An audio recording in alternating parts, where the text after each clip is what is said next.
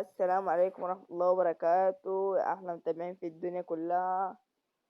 والنهاردة جاي لكم فيديو جديد. الفيديو هيكون عبارة عن كيف تعرف إنذارات في قناتك، أو تعرف فين الإنذارات، أو تعرف معاك كم إنذار، إنذار أو اتنين أو تلاتة.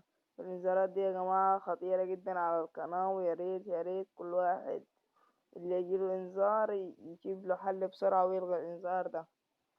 أول حاجة نخش على جوجل كروم، وبعد كده ندوس على علامة اليوتيوب دي. يا جماعة لو ما حطيتش لايك للفيديو حط لايك للفيديو، لو مش اشترك في القناة اشترك في القناة علشان يوصلك كل جديد.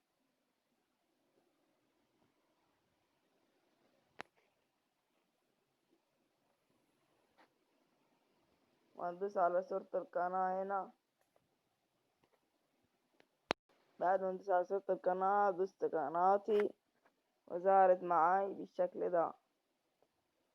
دوس قناتي وتظهر معاك بالشكل ده.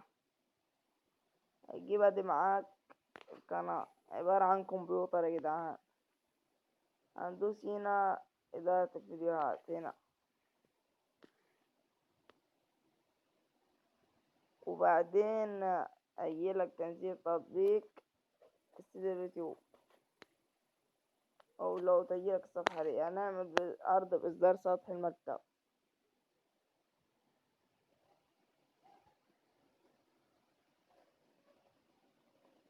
وبعد ما تعمل عرض بإصدار سطح مكتب تفتح معاك الصفحة دي على طول يا جماعة. ده كده بتحمل اهي،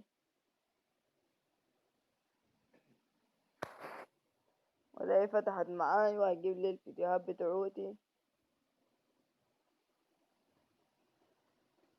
وهذه كل الفيديوهات اللي منزلها على القناة. هننزل تحت هنا، تحت خالص يا جدعان هتلاقي علامة الضبط دي. هتدوس عليها، وبعد ما تدوس عليها تفتح لك هنا الإعدادات. هتدوس على قناة.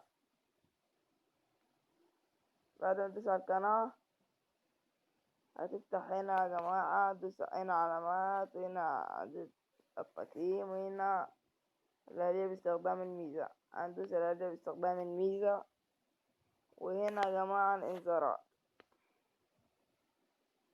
أول واحدة فوق هي الإنذارات.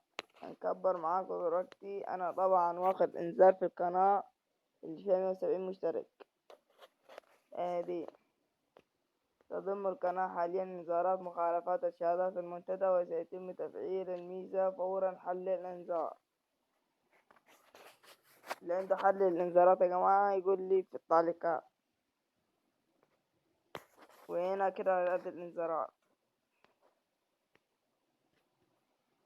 هنا تفعيل لازم تثبت ملكتك برقم الهاتف عشان تعرف تعمل صورة مصغرة. أكيد كلكم عارفينها دي. ولو مش عارف، أي حد مش عارف يعمل صورة مصغرة ومش فاتح معاه صورة مصغرة يكتب لي في الكومنتات. وبكده يا جماعة هنكون عرفنا كيف تعرف طريق الإنذار. متنساش لو مش مشترك في القناة اشترك في القناة وحط لايك للفيديو عشان يوصلك كل جديد. والسلام عليكم ورحمة الله وبركاته. نشوفكم في فيديو جديد يا أحلى أصدقاء في الدنيا.